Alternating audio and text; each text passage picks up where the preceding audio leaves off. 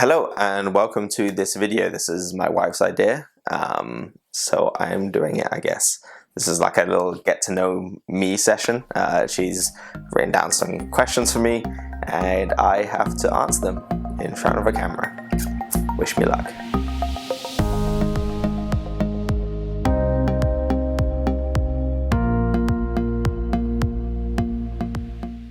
So the first one is, what is your background? So start off educationally. So I went from the UK, obviously. Went to school in Oxford. Went to college in a place called Aylesbury, where I studied accounting. I actually originally wanted to become a forensic accountant. If you don't know what that is, that's like the people that look for money laundering and things like that. They typically work for like intelligence agencies or the police force and stuff like that. I really wanted to go into that route, but then I moved to Canada, and I would have had to retake a bunch of classes for that. And to be honest, I didn't really enjoy it that much. I was pretty good at it, but there's nothing more boring than tax accounting.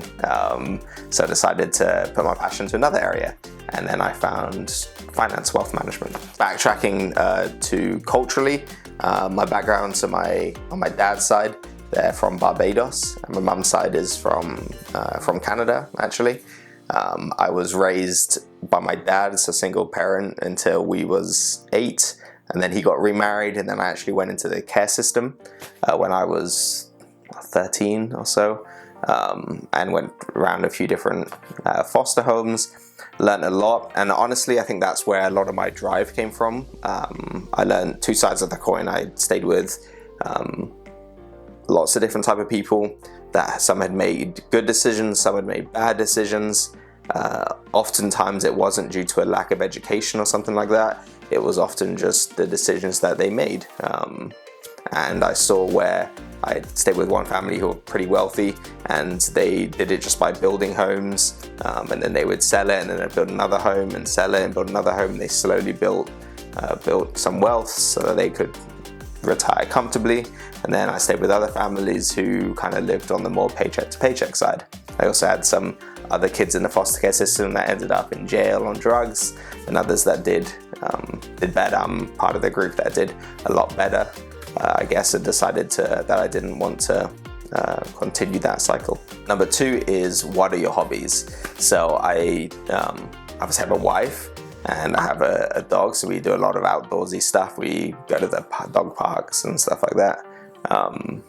And I actually enjoy learning a lot, as boring as it sounds. My wife kind of hates it, but so I'll spend my time, like recently I picked up chess, tried skiing, things like that. I'll also just pick up a book on a random topic and learn a bunch about it. So that's the type of things that I do in my downtime. Number 3 is, what's the best financial tip you could give somebody? So I actually get this question quite a lot from friends and stuff, and there's one that stands out for me, and that's going to be set expenses, don't track expenses. And the best way to describe the difference is, let's say you wanted to lose weight and you had to, let's just say you wanted to lose weight, and Monday night comes and you just tally up the amount of calories that you ate, and you, I don't know, ate 3,000, 4,000 calories. What use is that, right? Compare that to waking up Monday morning and deciding, this is how many calories I'm going to eat today, this is how I'm going to eat those calories, and then you get to the end and you decide whether you made that or not, right? And it's that mindset of being the one in control, being the one driving those decisions, versus just accepting what has happened. And the dollar figure doesn't matter as much. If you are fortunate and you earn enough, and you know your goals allow you to spend $20,000 a month, spend $20,000 a month. If that is what you want to do, and that's the decision that you made. What's dangerous is spending $3,000 a month when you could only afford to spend $1,000. And that's the difference between tracking expenses and setting expenses. One of them you're in control and you're in the driver's seat. The other one, you're just a passenger along for the ride. So what's a common misconception about your industry? This one's pretty easy, and that's going to be that every advisor is equal or the same. I wish there was harder requirements to be able to call yourself an advisor, but there isn't. And that means that everybody that you walk into a bank can call themselves an advisor. And this is, if you take nothing else from this video, keep this in mind, is that if you're looking for an advisor, make sure that they have this CFP mark, so they're a certified financial planner. There are a lot of good advisors that don't have them, but a lot of it just comes down to experience and probably just making mistakes and trying to get there. The CFP should be the minimum requirement to be able to call yourself a planner, to be able to help somebody through retirement, to be able to help somebody during a major liquidity event. So really make sure that you look out for those CFP marks.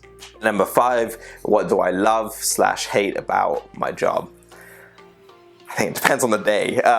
So love, you truly get to make a difference, I guess. There's a lot of people that I work with that I've truly enriched their life, that I have enabled them and helped them do things that they thought they couldn't do. And there is no greater feeling than genuinely being able to help somebody accomplish goals.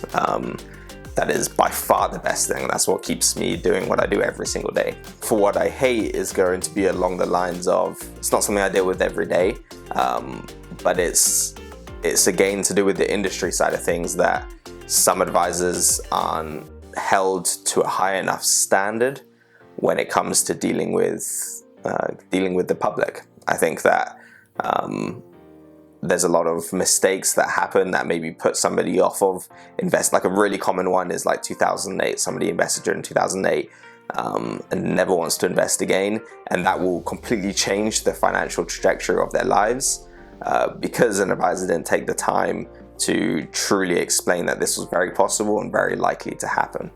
That these type of crashes, they don't come out of nowhere. Like they kind of do come out of nowhere, but it's definitely going to happen, just as we're going to have one in the future at some point. Don't know when, but it will happen. And advisors not taking the time to explain this type of thing to clients so that they get comfortable with it. And that means that I find myself in a position sometimes of just cleaning up badly put together portfolios or trying to educate people when they've believed one thing their whole life because they haven't been taught any different. Well, that's 5 questions. If you'd like me to do a follow-up to this video, I guess, and you have any that you think you would like me to answer, let me know. These are just questions that my wife thought that people would like. So yeah, let me know if there is anything in particular that you would like to hear, and maybe I'll do a part 2. All right, thanks for watching, and I'll see you guys later.